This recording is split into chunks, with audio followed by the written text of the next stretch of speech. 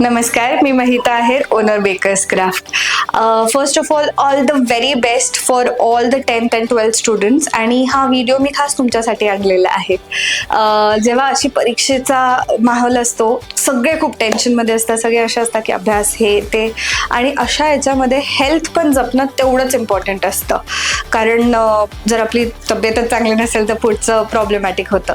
तर लोक usually avoid करतात की बाहेरचं काही खायलाच द्यायला नको. ही अशी रेंज आहे आपल्या हेल्दी कुकीजची.